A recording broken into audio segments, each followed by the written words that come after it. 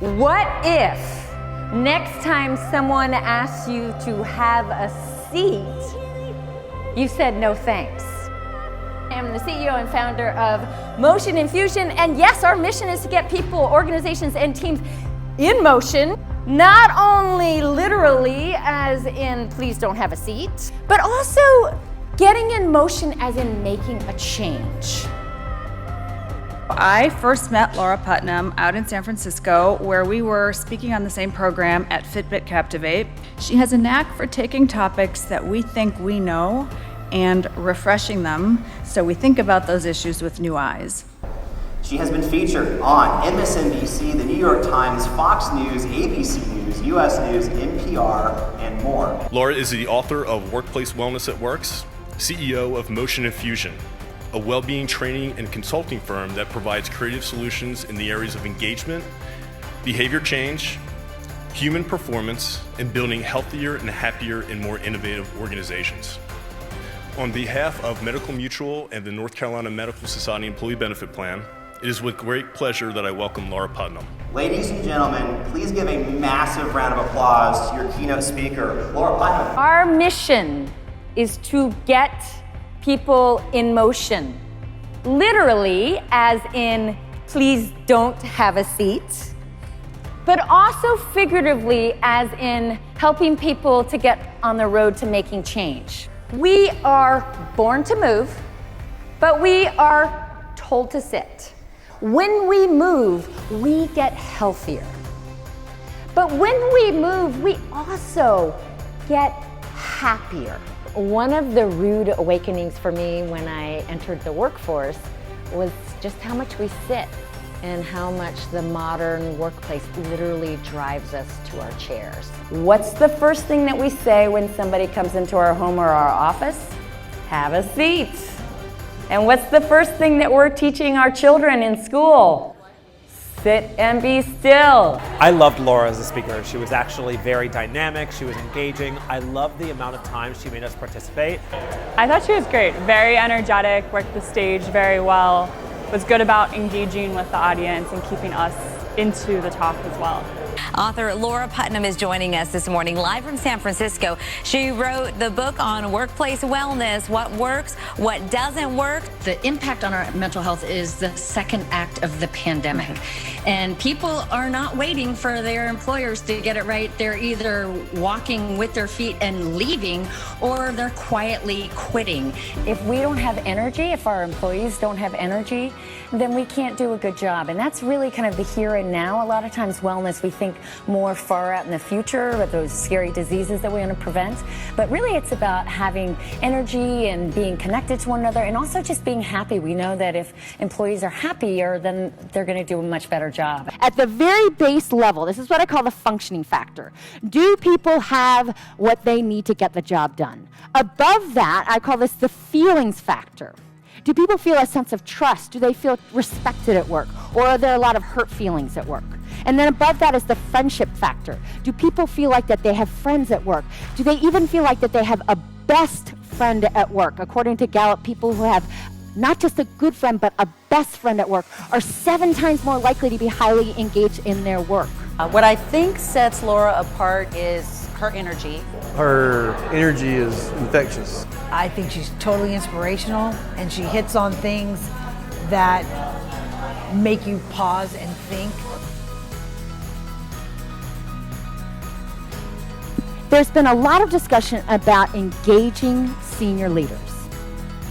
And while senior leaders certainly set the tone, they set policies, and they allocate resources, there is evidence to suggest that, in fact, managers hold the key and may account for up to 70% of the variance of their team members' engagement with any kind of well-being offering, as well as work in general. Mike Yurchuk, who is the Senior VP of HR at Schindler, he talks to his managers about the importance of really starting to notice their team members. And he goes on to say, who is that person on your team who feels left out? You know who they are.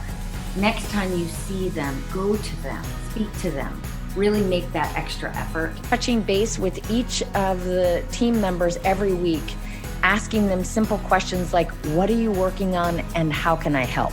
She incorporated some diversity into her speaking, which is super important to me, and it draws me in. Truly, what matters more than our health and well-being? What matters more than becoming our better selves? And yet, if we look at where many of us may find ourselves, we are doing anything but becoming our better selves when we are at work. Rather, we are overworked, we are overstressed, and we are overweight. And in fact, if we pull back and take a look at what's happening around our country and even around our world, we might describe this as nothing short of a tidal wave. You could just see the passion that she had for what she speaks on and what she does. And I would love to have her speak at an event for our company too. There were 2 young fish who were swimming. And as they were swimming, they encountered an older fish. The older fish greeted the 2 younger fish, and he said, "Morning, boys, how's the water?" And the 2 younger fish kept swimming. And then a few minutes later, one of the younger fish turns to the other and he goes, "What the hell is water?" So we might say that culture is like water. It is so ubiquitous that we might not even see it, much the way these 2 fish did not see it. And yet the culture that surrounds us influences our behaviors in ways that we might not ever imagine. And so while we often hear the expression that we are creatures of habit, I wonder, in fact, if we are more creatures of culture. And so if we really want to begin to change behaviors and help to improve the health and well-being of every employee in every organization, we might do better if we focus less on the fish, if you will, and more on the water that surrounds them. So we all know that getting more movement is a really good idea. We also know it's a really good idea to eat healthy and to quit smoking. And in fact, if we were to do just these 3 simple behaviors, we could single-handedly prevent up to between 70 to 90% of the major chronic diseases. We know this, and yet most people don't do it. And in fact, this is what our work largely comes down to. I was going to get up early to go for a run this morning, but my toes voted against me 10-1. This is the knowing and doing gap. People know what to do, but they don't do it. So case in point, I used to be a personal trainer. And I am not kidding you, every single social event that I went to, somebody would find out that I was a personal trainer, and they'd be like, "Whoa, you're a personal trainer. How do I lose weight?" And I would say, "Well, you want to eat healthier and you want to get more activity." And they'd be like, "I know that." So the question is, how do we start to dig at that knowing and doing gap? We often hear the expression that knowledge is power, and yet you'd be hard-pressed to find any smoker who doesn't know that smoking is bad for them, or anyone who doesn't know that it's a good idea to eat more broccoli, or anyone who doesn't know that it's a good idea to get more physical activity. And yet it's so hard for all of us to be able to close the knowing and doing gap. So the good news is that each of us can do something about this knowing and doing gap. Each of us can go back to our organizations and we can build workplace wellness that works. And the good news is that every single person here, you can start a movement, and in fact, you already have. You already have unbelievable engagement rates of 95%. I'm so excited to hear that.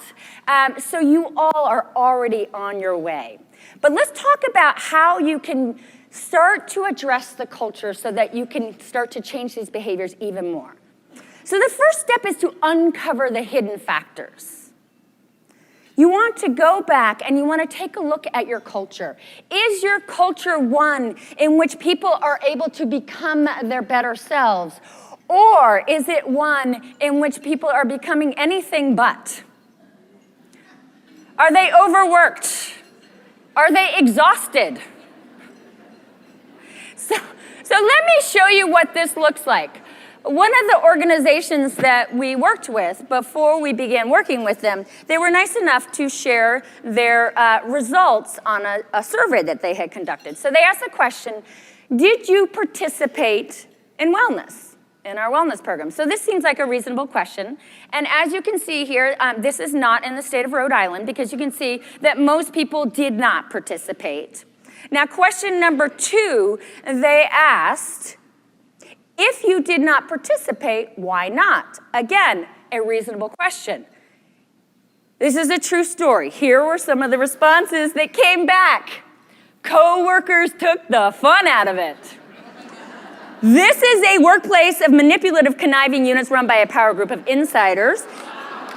In all caps, I do not want to work out with employees at work, only with family and friends, or I am too exhausted to even be attending. This is not a workplace wellness strategy issue. This is a culture issue. And in the words of Peter Drucker, we know that culture eats strategy for breakfast. So you can have the best wellness strategy program in the world, but if you don't have a culture that supports it, you're going to have a tough time getting that off the ground. So you must uncover the hidden factors first. So how do you begin to assess the culture? There's lots of ways that you can do it, but one of my favorite ways to do this, is to use images. Think about the average employee in your organization. If you were to show that employee these images here and ask them to select the one that best captures their day-to-day experience, which one would they pick? Honestly. Think about that. If they are picking the one on the bottom left, you got a tough road ahead of you. But it's important to know that, is it not? What's the larger culture that you're working with here? So we first have to look at that. So the next step is to then activate your leaders, especially your managers. So here we've got Crockett Dale here, CEO of HealthStat, and as you can see, he is doing his awesome power pose. He is an activated leader, which is terrific, but actually what seems to matter more, what the research suggests, is that managers may matter even more. So managers, the research shows, account for up to 70% of the variance of their team members' engagement with both their work as well as wellness. Managers have a choice to make. They can choose to put their head in the sand and pretend like this wellness stuff doesn't matter, or they can put on their cape and they can become that agent of change. They have a choice to make. Am I going to act as a multiplier or as a gatekeeper? They can become a manager on the move, which is the primary thing that we are now doing in our work. Our mission now is to activate every single manager in every single organization in this country to become a manager on the move. So how does a manager become a manager on the move? 3 simple things. Are we ready? Do. This is what I like to call, I want to see my boss in spandex phenomenon. Or maybe not. But the point is that, or maybe not. I know everybody's starting to get really nervous, like, oh! But the point is that people want to see their direct supervisor or boss actually in there with them doing it. It's not enough for them to talk about it. They need to be in there leading by example. The next is that every manager needs to speak, to think about engaging their team members in well-being, literally one conversation at a time. So it's one thing to get an email blast from HR. It's another thing to have a one-on-one conversation with your supervisor. And then last but not least is to think about enabling every team member with systems and rituals and norms, cultural norms within the team. So every manager can think about creating an oasis of well-being for their team. So let me show you what this looks like. So this is Kira Lewis. She's a senior manager at Marriott. And not only is she taking those Zumba classes, she's teaching them. Great example of do. Or take Dr. Huma Abbasi at Chevron. They have a great program called I'm Scheduled, where managers talk about how they've scheduled themselves for their preventative screenings. Or take Mike Clausen here, who is the fire battalion chief with the city of Sioux Falls, and he speaks. He asks questions, having gone through Managers on the Move, asks questions of his team members, things like, what are you thankful for? What motivates you? If you could go anywhere, where would it be? So he's engaging in conversations with his team members to promote emotional well-being within his team. Or take Mike Yurchuk, after going through Managers on the Move. He now has a regular practice. Every one-on-one meeting that he holds with his team members always begin with a walking meeting. And during that walking meeting, he's focusing on developing the relationship between him and his team member. All great examples of do, speak, and create. And again, what every manager can do, every manager can create this oasis of well-being, and in doing so, they can create this little mini culture of well-being, and that in turn can create a ripple effect throughout the entire organization. So what we're seeing is that this program is having a positive impact not only on those managers who are participating in areas like engagement and productivity and well-being, but it's also creating a trickle-down positive effect on team members as well, where team members are also reporting higher levels of well-being and productivity and engagement with their work. All right, so to begin to bring this to a close, we often hear this idea about personal responsibility, about how we are all personally responsible for our health and well-being. And yes, we are we not? We all need to take personal responsibility for our health. However, I wonder, is there more to our health and well-being than taking personal responsibility? Especially if we're thinking about the water that surrounds the fish. So when it comes to getting more physically active, is this only about personal responsibility, or is it perhaps about the neighborhoods that we have collectively designed that are better suited for our cars than they are for us getting physically active? Or if we think about healthy eating, think about the fact that our grocery stores are filled with these food-like substances and that in turn are filled with sugar, salt, and fat. And of course, what's the first thing that we learned in school before we learned to read, before we learned to write, before we learned our ABCs? We learned to sit and be still. Did we not? And the problem is that all of us have learned to do this far too well. So for years, your teachers have been telling you to settle down and sit still. You can stop now.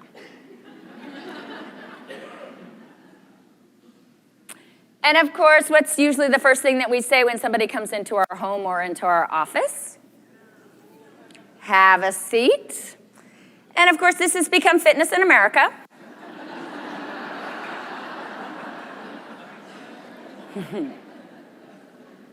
So collectively, we have created a massive biological cultural mismatch. We are biologically programmed to move, but we are culturally mandated to sit. We are biologically programmed to restore, but we are culturally mandated to always be on. We are biologically programmed to eat whole foods, but we are culturally and conveniently mandated to eat fast food. We have created a biological cultural mismatch. So again, the importance of looking at the water that surrounds the fish. How can we enable personal responsibility by addressing the larger environment and the culture?